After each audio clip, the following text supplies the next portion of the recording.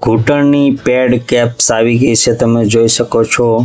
સ્ત્રી હોય પુરુષ હોય કોઈને પણ આ પહેરાવી શકો, જેને ઘૂંટણની તકલીફ છે અથવા તો કોઈ વાગી ગયું છે અથવા બેહવામાં તકલીફ થાય છે તો આ તમે પહેરી શકો છો। પહેરીને બતાવશું અમે। આ તમે જોઈ લો, એકદમ પહેરવું ઇઝી છે